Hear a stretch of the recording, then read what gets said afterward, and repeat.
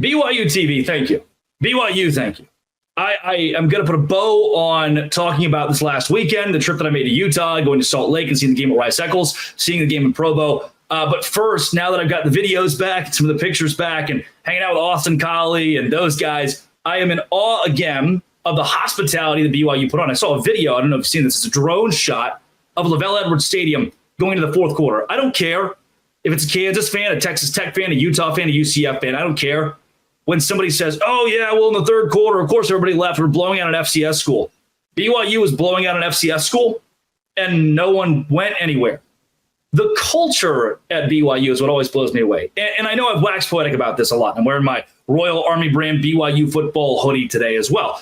I know I wax poetic about this a lot, but what continues to shock me is I keep going back, and even when BYU is not supposed to be good, they're bottom 3, bottom 4 in the Big 12 preseason, they show up. The fan base shows up. There's nowhere else in the country that does it like that. You could argue Nebraska, who's got this huge sellout streak. Yeah, but if you watch the games, look at the seats, donors are buying up tickets just to keep this prideful sellout streak going. For BYU, there's a change. I've heard stories from BYU fans who are like, yeah, 10 years ago, it wasn't like this. We didn't have the Samoan fire dancers. I thought it was funny, too. Somebody commented on the video, the drone shot of BYU shooting fireworks. Was like, yeah, I mean, I could buy these fireworks in my buddy's garage. Can you buy 7 Samoan fire dancers in your buddy's garage? Can you buy one Cosmo that dances and one Cosmo that does like ladder push-ups? There's always something going on. I work for the Savannah Bananas, okay? I'm used to being like, just overload. I'm used to looking around and there's something going on everywhere. And that's what BYU is. It is Savannah Bananas level of entertainment when you go to a game, whether they win or lose. And in a scenario where they won on Saturday, there was pride on display. And that's not even what I came to talk about. BYU TV, class acts. From the time that I show up on set and meet with Aubrey and Hema and Ben and the whole staff and crew there, the hospitality they give, the little green room area, meeting the other guests, the makeup artist who's asking questions. Like, I've had makeup on 2 times in my life, both of them on BYU TV. The way they've embraced me, and this is how I put it to them when I sent them a big thank you, was making me feel known, making their guests feel known, making the fans who are there feel known, and doing things that are tailored toward who I am as a journalist, who I am as a media personality, both in the Bananas sphere and in the Locked On Big 12 sphere, and mixing those two things to say, hey, how can we come together and have fun and do things different and be on the cutting edge and make it entertaining for everybody that's watching? It's such a good job of that. And I've got a clip, about 4 minutes from the appearance on Saturday on BYU TV. Take a look. Dave, he is Drake Toll of Locked On Big 12 podcast. And we have to start with the outfit, Drake.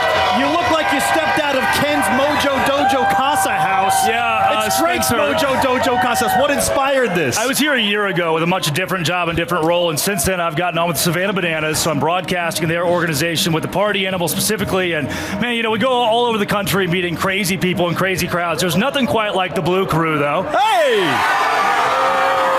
He knows how this works. I know exactly. The Blue Crew's great, and the experiences on the road with the Bananas. Your last 9 months rubbing elbows with people from John Cena to Livy Dunn. It's unreal. Let's go. Austin, you dressed up as something similar last year for Halloween. Wear this with me. Dumbed down version of what I had going on. It's perfectly fine, right? But the one thing I do want to point out are the friendship bracelets that we got going on here. The friendship bracelets look amazing. It's tough to say, isn't it? How many friends do we got?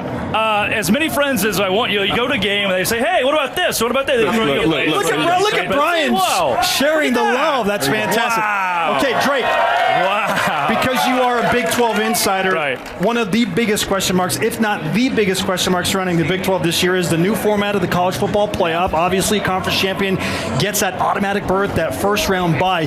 But will the Big 12, in your opinion, have 2 teams in the newly expanded 12-team college football playoff? Well, Spencer, we get ahead of ourselves a lot when we talk Big 12 expansion, because I want to go back 3 years ago when we thought the conference would die. We're looking Oklahoma State to the Pac-12, or can we get Texas Tech to the SEC? And now the conference is so bolstered. We're having a conversation of 2 teams in a 12-team college football playoff. And I think there are a lot of schools that have really good shots because there are 5, 6 evenly matched squads at the very top of the league. And I love what Oklahoma State's got. I really like Kansas State. I tell you, I went across the road and watched Utah on Thursday, and I just wasn't that impressed yet.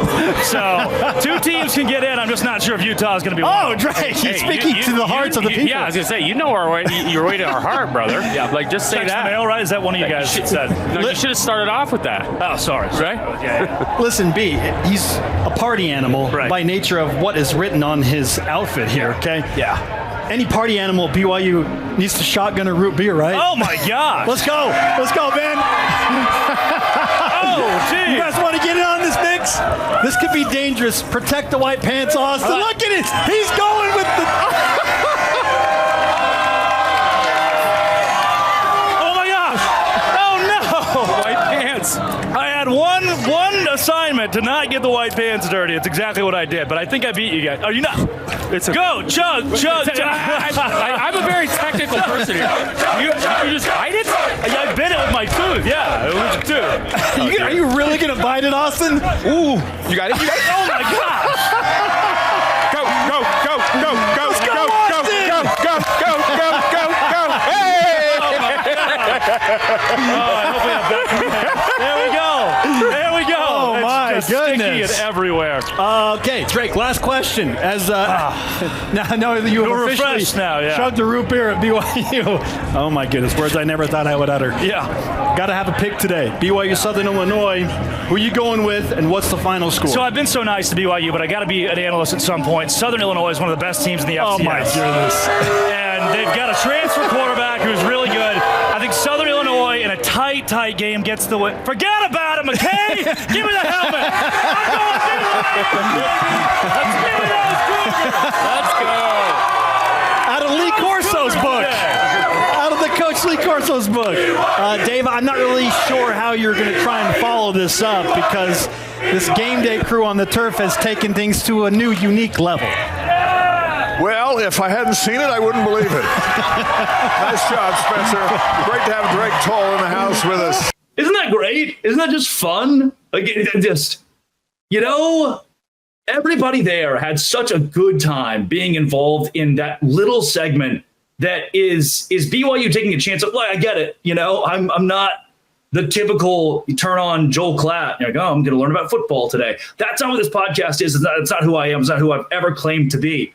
And so the fact that a university that is so tied to very consistent and admirable ideals would take Rembrandt, crazy guy who drinks beer on his shows sometimes, and let me come out there and talk about the conference and talk about BYU and be immersed in that atmosphere is, to me, the epitome of what BYU stands for, what the LDS faith stands for as a part of BYU. And what the fan base gives you from a hospitality standpoint that I don't know if I've seen that level of anywhere else. I mean, they give the opposing team's family. I'm on an airplane coming back from Provo, and I'm wearing I'm wearing a BYU sweatshirt, and I go to sit down in the aisle, and this guy's watching the BYU replay on his phone, and I said, "Oh, you guys BYU fans?" The guy goes, "Nope, we're Southern Illinois fans." It's like, "Oh, what?"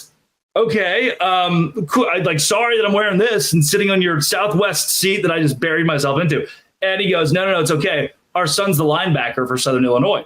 And I said, okay, well, sorry for the loss. You have a great team, you have a great shot to make the playoffs. What'd you think? And him and his wife were so complimentary at BYU. And I knew I had the shared experience. I said, oh, did they bring you the ice cream? Did they bring the ice cream to the family section of the opposing team? To go, yep, absolutely. It was the coolest thing in the world. To know that I could ask that, something so small as, did you get the ice cream? And they did. Did you get the cougar tail? And they did.